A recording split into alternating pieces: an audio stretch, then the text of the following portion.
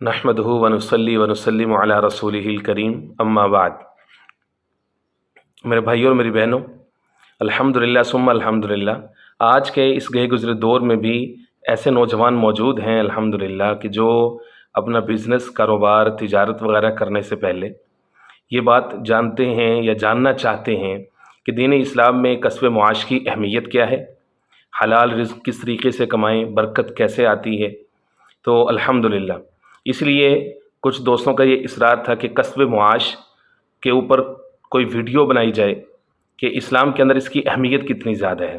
ظاہر ہے کہ اس میں کوئی شک نہیں ہے کہ کسب معاش جو ہے یہ کسی بھی معاشرے کی شاہرگ ہوتی ہے، اور دین اسلام کے اندر جو کسب حلال ہے وہ کتنا زیادہ ضروری ہے اس پر تو کوئی دو رائے ہی نہیں ہے۔ کسب الحلال فریضۃ بعد الفریضہ، حدیث پاک کے اندر آتا ہے کہ کسب حلال یہ ایک فریضہ ہے دوسرے فرض کے بعد، یعنی پہلا فرض ہے کہ انسان کمائے، محنت کرے، بھاگ دوڑ کرے۔ دوسرا فریضہ یہ ہے کہ جو کمائے وہ حلال بھی ہو۔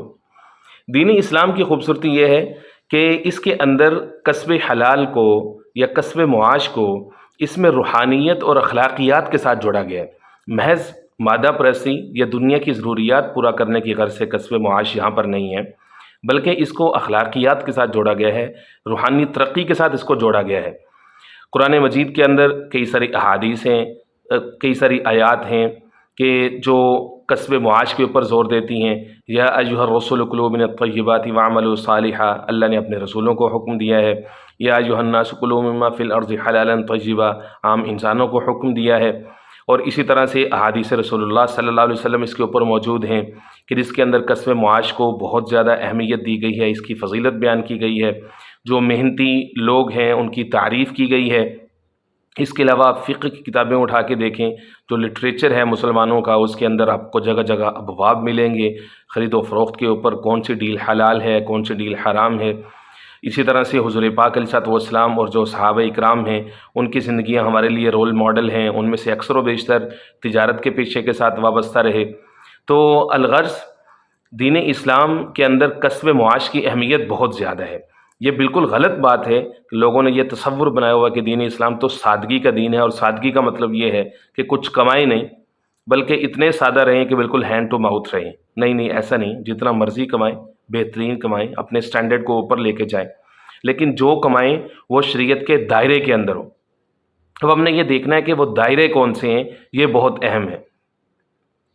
جو کسب معاش ہوتا ہے اس کے کچھ بنیادی مقاصد ہیں شریعت کے اندر، 4 بڑے مقصد ہیں کہ دین اسلام کیوں کسب معاش کے اوپر زور دیتا ہے، محنت مزدوری کے اوپر کیوں زور دیتا ہے، کمائی کے اوپر کیوں زور دیتا ہے۔ پہلا مقصد اس کا یہ ہے کہ سوال سے بچنا۔ انسان کو چاہیے کہ اپنی نیت یہ کرے کہ میں اس لیے کما رہا ہوں یا کما رہی ہوں کہ میں نے کسی کے سامنے ہاتھ نہیں پھیلانا، سوال سے بچنا ہے۔ دوسرا مقصد یہ ہے کہ حرام سے بچنا ہے۔ تیسرا مقصد یہ ہے کہ اپنوں کی کفالت، کہ میں نے جو مال کمانا ہے وہ اپنے جو عزیز رشتہ دار ہیں، جو بہن بھائی ہیں یا والدین ہیں، جو اپنے بیوی بچے ہیں، میں نے ان کے اوپر خرچ کرنا ہے، اپنوں کی کفالت کرنی ہے۔ چوتھا مقصد یہ ہے کہ جو وسعت ہوگی، اپنی وسعت، اپنی حیثیت کے مطابق، اللہ کی توفیق کے مطابق وہ دوسروں پر بھی خرچ کرنا ہے۔ یہ 4 مقصد ہیں کسب معاش کے۔ اسی طرح سے کسب معاش کے طریقے جو ہیں وہ عام طور پر 4 بڑے بڑے طریقے ہیں کہ کس طرح سے انسان کماتے ہیں۔ پہلا یہ ہے کہ لیبر، اجرت، محنت مزدوری، کہ انسان کے پاس اپنی جو انرجی ہے، فزیکل ایفرٹ کرتا ہے، تو کسی کے لیے کام کرتا ہے، وہ اس کو ایک لگی بندی، اس کو دہاڑی دیتے ہیں، اجرت پر کام کرتے ہیں۔ دوسرا یہ ہے، اسی کے اندر ملازمت بھی آ جاتی ہے، امپلائی جو انسان ہوتا ہے تو وہ بھی اسی کے اندر آ جاتے ہیں۔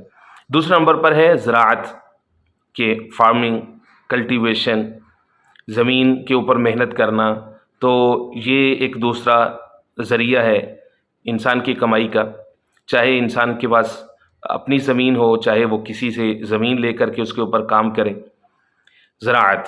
تیسرا جو ذریعہ ہے کمانے کا وہ ہے صنعت و حرفت، کہ انوویشن، کریشن، کوئی چیز بنانا، فیکٹری لگانا، اور اسی طرح سے انڈسٹری لگانا، یہ سارا کچھ صنعت و حرفت ہے۔ چوتھے نمبر پر ہے تجارت، بزنس، کوئی چیز خریدنا اور پھر اپنا مارجن رکھ کر کے اس کو بیچنا، یا کسی کے ساتھ حصہ داری کے اندر ہو کر کے کوئی کام کرنا۔ تو تجارت جو ہے اس میں سے سب سے زیادہ حوصلہ افزا ہے، اور اسی طرح سے حضور پاک علیہ الصلوۃ والسلام اور صحابہ کرام میں سے اکثر و بیشتر خلفائے راشدین بھی، ان کا جو ذریعہ معاش ہوتا تھا وہ تجارت ہوتی تھی۔ اور ایک حدیث پاک کے اندر یہ بھی آتا ہے کہ تجارت اور دیگر جو ذرائع ہیں کمائی کے، ان کی 1 اور 10 کی نسبت ہے، گویا کہ 9 حصے رزق کاروبار کے اندر ہے تجارت۔ ظاہر ہے کہ اس میں رسک انوالو ہوتا ہے، اس میں محنت بہت زیادہ انوالو ہوتی ہے، اس میں آپ کی مینٹل اسٹرینتھ اس میں جج ہوتی ہے، اس میں رسک ٹیکنگ، رسک مینجمنٹ، انسان کی جو ایبیلٹیز ہیں وہ اس کے اندر لگتی ہیں۔ تو اس لیے تجارت پیشہ افراد جو ہے نا وہ انتہائی زیادہ اہمیت کے حامل ہوتے ہیں۔ ہم اب آپ کے سامنے معاشی اور جو کمائی کی جو ترقی ہے، جو کسب کے اندر جو ترقی ہے، ڈیولپمنٹ ہے، اس کے کچھ اصول آپ کے سامنے رکھیں گے قرآن و سنت کی روشنی میں۔ اللہ رب العزت سے دعا ہے کہ اللہ رب العزت ان پر عمل کرنے کی توفیق عطا فرمائے۔ پہلے نمبر پر یہ ہے کہ جو بھی شخص کاروبار کر رہا ہے، کوئی کام کر رہا ہے، کسب معاش کر رہا ہے، سب سے پہلے میک شور کرے کہ وہ اس کا معاملہ سود سے پاک ہونا چاہیے، سود پر اس کی بنیاد نہیں ہونی چاہیے۔ اگر سود پر اس کی بنیاد رکھ دی تو خشت اول چون حد معمار کج تا سریا میروت دیوار کج، آپ نے اس کی بنیاد ہی جب حرام کے اوپر رکھ دی تو اب اس سے جتنے پھل پھول پودے جو کچھ بھی اگے گا وہ سارا کچھ حرام ہی کا ہوگا۔ اس لیے سب سے پہلے سود سے بچائیں اپنے کسب معاش کو اپنی حیثیت کے مطابق۔ ویسے تو فی زمانہ سود اتنا زیادہ بڑھ گیا ہے، اس کے ذرائع اتنی کثرت کے ساتھ ہمارے اوپر غالب آ گئے ہیں کہ انسان جتنی مرضی محنت کر لے سود کے بخار سے بچ نہیں سکتا۔ وہ قیامت کی علامات میں سے بھی ہے کہ کوئی بھی شخص جتنی مرضی محنت کر لے گا وہ اس کے بخار سے، اس کے اثرات سے نہیں بچ سکے گا۔ لیکن اپنی حیثیت کے مطابق انسان کوشش کرے کہ سود میں ڈائریکٹ انوالو نہ ہو۔ دوسرے نمبر پر یہ ہے کہ قرض لے کے کام شروع نہ کریں۔ یہ جو قرض لے کے کام شروع کرنے کی بیماری ہے، یہ جو ٹرینڈ چل پڑا ہے جدید زمانے کے اندر، قرض لیتے ہیں۔ اولاً تو یہ ہے کہ کوئی عام شخص تو قرض دے گا نہیں۔ اگر کوئی شخص ملازم پیشہ ہے، اس نے کوئی پیسے 4 جوڑ لیے ہیں، تو اگر آپ اس سے قرض مانگیں گے تو وہ نہیں دے گا، وہ کہے گا کہ اگر آپ کے پیسے ڈوب گئے تو میں کدھر جاؤں گا۔ تو اس کے اندر رسک ٹیکنگ کے اتنی وہ ہوتی نہیں ہے، وہ خطرے نہیں لیتا، مول نہیں لیتا ملازم پیشہ جو آدمی ہوتا ہے۔ اور جو بزنس والا آپ کا دوست ہوگا، وہ اس سے آپ قرض مانگیں گے تو وہ بھی آپ کو ہرگز نہیں دے گا۔ وہ سوچے گا کہ اتنے پیسے جو میں نے آپ کو دینے ہیں، میں اگر اتنے پیسے انویسٹ کروں، کوئی پلاٹ خریدوں، کسی چیز میں ڈالوں تو مجھے اس سے فائدہ ہو جائے گا 6-8 مہینے کے بعد، میں آپ کو کیسے، وہ آپ کو ٹال مٹول سے کام لے گا۔ نتیجہ یہ ہوتا ہے کہ لوگ جاتے ہیں بینکوں کے پاس، وہاں سے سود پہ قرض لیتے ہیں، مارجن کے اوپر، مارک اپ کے اوپر۔ اب بتائیں کہ جب آپ قرض وہ اپنا کاروبار، اپنی تجارت شروع کریں گے، آپ کے اوپر قسطوں کا بوجھ ہے، ملازمین کی تنخواہوں کا بوجھ ہے، رینٹ ہے، اور اسی طرح سے کتنے طرح کے بلز ہیں، ان سب کا بوجھ ہے، تو کیسے مینیج کریں گے؟ نتیجہ یہ ہوگا فرسٹریشن، سائیکولوجیکل آپ ایک پیشنٹ بن جائیں گے، نہ آپ کا گھر والوں کے ساتھ اچھا تعلق ہوگا، نہ بیوی بچوں کے ساتھ اچھا سلوک ہوگا، ملازمین کو گالی دھالی مار دھاڑ کریں گے، تو آپ کا وہ بزنس کیسا بزنس ہوگا؟ کیوں؟ کیونکہ اس کی بیس ہی آپ نے غلط باندھی۔ قرض لے کے کام شروع نہ کریں، اپنی تھوڑی تھوڑی بچت کریں اور پھر اس کے بعد اپنا کوئی کام شروع کر لیں۔ تیسرے نمبر پر یہ ہے کہ کاروبار شروع کرنے سے پہلے جو کام کرنا ہے اس کا تجربہ حاصل کریں، یہ بہت اہم ہے۔ لوگ کیا کرتے ہیں کہ جس کے بارے میں پتہ چلا کہ فلاں کو جناب اس کام میں بڑا منافع ہوا ہے، بقرعید کے موقع پر اس نے 100-200 جانور لیا تھا اور اس کو کوئی 5-10 لاکھ اس کو منافع ہو گیا، لہٰذا اب میں بھی اگلی عید سے یہی کام کروں گا۔ اس طرح سے سیزنل کام ہوتے ہیں۔ لوگ کیا کرتے ہیں، گندم لے کر کے اس کو جو ہے وہ ذخیرہ کر لیتے ہیں، اسی طرح سے لوگ توڑی لے کر کے ذخیرہ کر لیتے ہیں، اور لوگوں کی دیکھا دیکھی کیا کرتے ہیں کہ اس میں چونکہ بڑا منافع ہو لہٰذا میں بھی اس میں کر لوں۔ نہیں، منافع دیکھ کے آپ کام شروع نہیں کریں، بلکہ اس کا پہلے خود سے تجربہ حاصل کریں، کسی کے پاس بیٹھیں، چاہے آپ کو وقت زیادہ دینا پڑے، چاہے آپ کو کسی کی باتیں سننی پڑیں، جو آپ نے کام کرنا ہے پہلے اس کو سیکھیں۔ چوتھے نمبر پر یہ ہے کہ چھوٹے پیمانے پر کام شروع کریں۔ لوگ قرض لیتے ہی اسی وجہ سے ہیں، جو ابھی دوسرے نمبر پر جو بات گزری ہے، قرض لیتے اس وجہ سے ہیں کہ بڑے پیمانے پر جناب انہوں نے لانچ کرنا ہے، کوئی بہت بڑے برانڈ کو ٹکر دینی ہے، مارکیٹ میں کمپٹیشن لے کر کے آنا ہے۔ یہ جو مارکیٹ کا کمپٹیشن ہے یہ کسی اور موضوع پہ چھوڑتے ہیں، کسی اور موقع پہ چھوڑتے ہیں، یہ سارا کا سارا بنا بنایا ہوتا ہے، یہ سارا کا سارا جھوٹ اور دھوکے پر مبنی ہوتا ہے۔ مرضی کی لوگ قیمتیں بناتے ہیں، مرضی سے اوپر لے کے جاتے ہیں، یہ الگ سے ایک موضوع ہے، لیکن آپ چھوٹے پیمانے پر اپنا کام شروع کریں۔ پانچویں نمبر پر یہ ہے کہ جو ملازمین ہیں ان کی قدر کریں، جو آپ کے ماتحت ہیں، ان کی قدر کریں، ان کے ساتھ حسن اخلاق کے ساتھ پیش آئیں، دکھ سکھ میں آپ ان کے ساتھ ذرا تھوڑی سی زیادہ مدد کریں۔ چھٹے نمبر پر یہ ہے کہ جو گاہک ہیں وہ آپ کا سرمایہ ہے، ان کے ساتھ خوش خلقی کے ساتھ پیش آئیں۔ عام طور پر ہوتا ہی ہے کہ آپ دکان پہ جاتے ہیں، اس کے منہ پہ 12 بجے ہوتے ہیں اور وہ غصے میں بیٹھا ہوتا ہے، اور پھر اس کی کوشش یہ ہوتی ہے کہ ایک ہی جو گاہک آیا ہے اسے کوئی رگڑ لیں اور اسی سے ہی سارا منافع کھینچ لیں۔ یہ ظلم ہوتا ہے، یہ اپروچ ہی غلط ہے۔ جو ایک گاہک قسمت کے ساتھ آیا تھا وہ بھی دوبارہ کبھی نہیں آئے گا، اور وہ اگلے 10 بندوں کو بھی روکے گا۔ گاہکوں کے ساتھ خندہ پیشانی کے ساتھ پیش آئیں، خوشی کے ساتھ پیش آئیں۔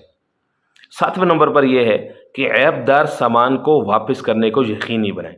پہلی بات تو یہ ہے کہ عیب دار سامان بیچیں نہیں، پھر اگر کوئی عیب دار سامان آ گیا ہے آپ کے پاس، بک گیا ہے، تو اس کو واپس کریں خندہ پیشانی کے ساتھ۔ یہ بہت اہم ہے۔ لوگ کیا کرتے ہیں کہ اب تو اس میں ہمیں خسارہ ہو جائے گا تو ہم کیوں واپس کریں؟ اس سے آپ کا کاروبار، آپ کی دکان، آپ کی ریپوٹیشن خراب ہوگی مارکیٹ کے اندر۔ 8ویں نمبر پر یہ ہے کہ اقالہ کریں۔ یہ ٹرم نہیں ہو سکتی آپ کے لیے، اقالہ، قاف کینچی والا۔ اقالہ اس کو کہتے ہیں، آپ نے کوئی چیز بیچی ہے، وہ جو بیچنے والا مرد ہے یا عورت ہے وہ اپنے گھر لے گیا یا لے گئی، گھر جا کے اس کو احساس ہوا کہ اس چیز کی ہمیں ضرورت نہیں ہے، یا یہ چیز میرا خامند یا خامند یہ سمجھتا ہے کہ میری بیوی لے کر کے آ گئی ہے، اب وہ واپس آتا ہے آپ کے پاس اور آپ اس کو واپس نہیں کرتے، یہ ٹھیک نہیں ہے، آپ اس کو واپس کریں۔ لوگوں نے، مسلمانوں نے دکانوں کے باہر بڑا بڑا لگایا ہوتا ہے، خریدا ہوا مال واپس یا تبدیل نہیں ہوگا۔ یہ مسلمان ہیں، یہود و نصارہ واپس کرتے ہیں، مسلمان نہیں کرتا، ظلم ہے۔ اقالہ کتنا بڑا عمل ہے، حدیث پاک کے اندر آتا ہے کہ جس شخص نے کسی مجبور مرد و عورت، کسی مسلمان کے ساتھ اقالہ کیا، روز قیامت اللہ اس کے ساتھ اس کے گناہوں کے بارے میں اقالہ کریں گے، اس کو سیدھا جنت میں بھیج دیں گے کہ تو نے میرے فلاں مجبور بندے یا بندی کے ساتھ تو نے اقالہ کیا تھا۔ ایک صحابی رسول نے دکان ڈالی صرف اس نیت سے کہ مجھے جنت آسانی کے ساتھ مل جائے گی، میں کسی کی خریدی ہوئی چیز واپس لے لوں گا میں۔ 35 سال تک وہ زمانہ اتنا خالص تھا، نہ عیب دار چیز بیچنی ہے، نہ کوئی فضول کام کرنا ہے، نہ جائز منافع لینا ہے، تو لوگ لے کے جاتے تھے، واپس نہیں آتے تھے اس کو چیز واپس کرنے کے لیے۔ 35 سال کے بعد ایک خاتون آئی واپس کرنے کے لیے کہ میرے خامند یہ چیزیں لے آئے تھے تو اس لیے آپ واپس کر لیں۔ تو وہ جو صحابی رسول تھے انہوں نے اپنی دکان ہی اس کو گفٹ کر دی، اس خوشی میں کہ 35 سال میں اس کا انتظار کرتا رہا کہ کوئی بندہ یا بندی آ کر کے مجھ سے اقالہ کرے گا اور میں جنت کا مستحق بن جاؤں گا۔ آج کا مسلمان، میرے دوست، اس کو ٹرینڈ سیٹ کرنا ہے، اقالہ کریں۔ اگر چیز میں کوئی ظاہری عیب نہیں پیدا ہو چکا یا جو بھی مارکیٹ کا اصول ہے اس کی رسید وغیرہ بھی موجود ہے تو اقالہ ضرور کریں۔ 9ویں نمبر پر یہ ہے کہ ہم پیشہ لوگوں کو دوست بنائیں۔ ہم پیشہ لوگوں کو دوست بنانے کا یہ مطلب نہیں ہے کہ ساتھ مل کر ملی بھگت کے ساتھ قیمتیں اوپر لے کر کے جائیں یا لوگوں کے ساتھ ظلم و زیادتی کریں، اس لیے دوست نہیں۔ وَتَعَاوَنُوا عَلَى الْبِرِّ وَالتَّقْوَى وَلَا تَعَاوَنُوا عَلَى الْإِثْمِ وَالْعُدْوَانِ۔ بر، تقوی، نیکی کے کاموں میں ایک دوسرے کے ساتھ تعاون کریں، لیکن گناہ اور زیادتی کے معاملے میں ایک دوسرے کے ساتھ تعاون نہ کریں۔ 10ویں نمبر پر یہ ہے کہ زکوٰۃ کا حساب لگا کر کے اس کو ادا کریں۔ یہ بہت بہت اہم ہے۔ ہمارے معاشرے کے اندر اکثر و بیشتر متمول لوگ، مالدار رؤساء، امراء، زکوٰۃ ادا نہیں کرتے، یا تو سرے سے ادا نہیں کرتے۔ اب یقین مانیں، میں پوری ذمہ داری سے عرض کر رہا ہوں کہ اگر ہمارے معاشرے کا مالدار شخص زکوٰۃ ادا کرنا شروع کر دے تو پاکستان کے اندر سے ایک ہی سال میں غربت ختم ہو جائے گی، لیکن لوگ نہیں کرتے۔ اچھا، جن کے اندر جذبہ ہوتا ہے خرچ کرنے کا، جو کرتے ہیں، وہ کیا کرتے ہیں؟ کھلا خرچ کرتے ہیں، وہ صدقے کی نیت سے کرتے ہیں، لمبی لمبی لائنیں ان کے گھروں کے باہر لگی ہوتی ہیں راشن لینے کے لیے، تو اس طرح سے زکوٰۃ تو ادا نہیں ہوتی، زکوٰۃ کا گناہ تو ان کے سر کے اوپر باقی ہے۔ زکوٰۃ کا تو حساب لگا کر کے ادا کرنا ہوتا، تو مال کے اوپر جتنے حقوق ہیں وہ سارے کے سارے ادا کریں۔ اس طرح سے جو قانونی حقوق ہیں وہ بھی اس کے اوپر جو ہے وہ ادا کریں۔ 11ویں نمبر پر یہ ہے کہ اپنے کاروبار کی حفاظت صدقے کے ساتھ کریں۔ یہ بہت اہم ہے۔ اس کو یوں سمجھ لیجئے کہ اللہ کو اپنا کاروباری پارٹنر بنائیں، بزنس پارٹنر۔ جس طرح ہم کسی کے ساتھ پارٹنرشپ کرتے ہیں تو اس شخص کو بناتے ہیں جو ٹرسٹ وردی ہو، جس سے ہمیں یہ یقین ہو کہ ہمیں منافع ہی ملے گا، نقصان نہیں ملے گا۔ تو اللہ کی ذات ایسی ذات ہے جو آپ کو یقین دلاتی ہے کہ آپ میرے ساتھ کاروبار کریں۔ من ذا الذی یقرض اللہ قرضا حسنا فیضاعفہ لہ اضعافا کثیرہ، کئی گنا بڑھا چڑھا کر کے اللہ واپس کریں گے۔ ہم کتنے ہی ایسے دوستوں کو جانتے ہیں کہ جو اس نیت کے ساتھ کاروبار کرتے ہیں کہ ہمیں جب بھی منافع ہوگا ہم یہ 5%، یہ 10%، یہ اتنے فیصد ہم ہر حال میں اللہ کے راستے میں خرچ کریں گے، تو اللہ رب العزت ان کو کبھی خسارہ نہیں آنے دیتے، کیونکہ اللہ کے ساتھ کاروبار کیا، اللہ کی غیرت کے خلاف ہے کہ ان کو خسارہ آ جائے اس میں۔ 12ویں نمبر پر یہ ہے کہ حلال اشیاء کی تجارت کرے، حرام چیز میں چاہے جتنا بھی منافع ہو اس کی طرف نہ جائیں۔ منافع آپ کو مل جائے گا، آپ کو لگے گا کہ کوانٹٹی بڑھ گئی ہے، لیکن کہیں نہ کہیں اتنی خوفناک ڈز لگے گی کہ وہ سارا کا سارا آپ کے ہاتھوں سے جاتا رہے گا، وہ سارا سرمایہ۔ مسلمان کی شان نہیں ہے کہ وہ حرام کاموں کے اندر حصہ لے یا حرام اشیاء کی تجارت کرے۔ 13ویں نمبر پر یہ ہے کہ کاروبار کے جو اسلامی اصول ہیں جدید تجارت کے اندر خاص طور پر ان کو سیکھیں، یہ بہت اہم ہے۔ آج کل کے نوجوانوں کا یہ بڑا مسئلہ ہے کہ وہ پہلے کام کر لیتے ہیں، سنا کے پیسہ انویسٹ کر لیتے ہیں، جو بھی ان کو ذریعہ تجارت نظر آتے ہیں، کوئی بھی جدید بزنس کی ٹرم نظر آتی ہے، B4U ہے، فوریکس ہے، امیزون ہے، بٹ کوائن ہے، فائنانس ہے، اور دیگر جتنے ذرائع ہیں، کچھ پلیٹ فارمز ہیں، تو اس میں پیسہ انویسٹ کر لیتے ہیں۔ بعد میں آ کے علماء یا مفتیان حضرات سے پوچھتے ہیں یا قریبی کسی مفتی صاحب سے پوچھتے ہیں، تو اب وہ ان کو گویا کہ پھنسانے کی کوشش کر رہے ہوتے ہیں۔ اگر وہ کہیں کہ یہ حرام ہے تو اب جو ہے وہ اس کا تو اتنا زیادہ پیسہ انویسٹ ہوا، لاکھوں روپے، اب کیا کریں؟ تو اس لیے پہلے پوچھیں، اس کا علم پہلے حاصل کریں۔ قرون اولیٰ میں جو خیر کا زمانہ ہوتا تھا مسلمانوں کا، اس میں یہ لازم ہوتا تھا کہ جو بھی مسلمان مارکیٹ میں آیا، جو بھی شخص تجارت کے لیے، چاہے وہ چھابڑی فروش کیوں نہیں ہے، کیا اس نے یہ کورس فلاں کسی عالم سے کر لیا ہے کہ کون سی ڈیل حلال ہے، کتنا منافع جائز ہے، کس طرح سے خرید و فروخت جائز ہے، گاہک کے اوپر گاہک لگانا، ڈیل کے اوپر ڈیل دینا، سودے کے اوپر سودا کرنا، بھاؤ کے اوپر بھاؤ کرنا، کون سی چیزیں جائز ہیں، کون سی چیزیں ناجائز ہیں، کون کون سی شرائط ہیں جو لگا سکتے ہیں، کون سی شرائط نہیں لگا سکتے، یہ سب چیزوں کا علم پہلے حاصل کریں۔ لوگ کیا کرتے ہیں، ساری ایفرٹس پیسہ پیسہ پیسہ اکٹھا کرنے پہ لگا دیتے ہیں، لیکن دین کس طرح کے کاروبار کو الاؤ کرتا ہے یہ سیکھنے کے لیے 10 منٹ، کوئی 10 دن لگانے کے لیے تیار نہیں ہوتے۔ اس طرح سے اب کیا ہے، 14ویں نمبر پر یہ ہے کہ ناپ تول میں کمی نہ کریں۔ یہ بڑا مسئلہ ہے، قوم شعیب کے اوپر عذاب ہی اس وجہ سے آیا تھا کہ وہ ناپ تول میں کمی کرتے، ناپ تول میں کمی نہیں۔ سورۃ المطففین میں اللہ فرماتے ہیں ہلاکت ایسے لوگوں کے لیے، تو جن کے لیے اللہ ہلاکت کا وعدہ کر دے، اب اس کی ہلاکت میں کیا شک بچ جاتے۔ تو ناپ تول میں کبھی کمی نہ کرے۔ مسلمان کی شان یہ ہے کہ وہ جھکا کر کے دیتے ہیں، جب وہ جھکا کر کے دیتا ہے تو اللہ رب العزت اس کے کاروبار کو ترقی بھی بہت زیادہ دیتے ہیں۔ آزما کر کے دیکھیں۔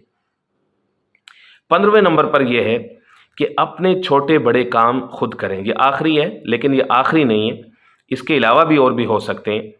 اپنے چھوٹے بڑے کام خود سر انجام دیں۔ جب آپ سارے کاموں کے لیے مختلف لوگوں کو اپنے ساتھ ملاتے ہیں اور ہر کام کے لیے الگ سے ملازم رکھتے ہیں تو اس کے اوپر آپ کا اوورآل آپ کے فائنانس کے اوپر بوجھ بہت بڑھ جاتا ہے، تو آپ کو کچھ بچتا نہیں ہے، نتیجہ آپ کی فرسٹریشن کی صورت میں نکلتا ہے۔ تو اس لیے کوشش یہ کریں کہ اپنے چھوٹے بڑے کام خود ہاتھوں سے سر انجام دیں۔ ایک تو کام کی سوجھ بوجھ آپ کے اندر زیادہ پیدا ہوگی اور آپ کے کام کے اوپر گرپ زیادہ آئے گی۔ پھر آپ یہ ہے کہ آپ ملازمین کے اوپر انحصار نہیں کریں گے کام کو سر انجام دینے میں۔ تو اس لیے اپنے کام کو خود سر انجام دینے کی کوشش کریں۔ اگر اس کے علاوہ بھی کوئی اور اسلامی کسب معاش کے کوئی اصول، کوئی پرنسپلز آپ کے ذہن میں آ سکتے ہیں تو میں آپ سے درخواست کروں گا کہ کمنٹس کے اندر ہمیں ضرور بتائیں۔ انشاءاللہ العزیز ہم دوبارہ سے جب اس کے اوپر بات کریں گے تو ہم ان کو بھی اس کے اندر ایڈ کرنے کی کوشش کریں گے۔ اللہ رب العزت عمل کرنے کی توفیق عطا فرمائے۔ وما علینا الا البلاغ المبین۔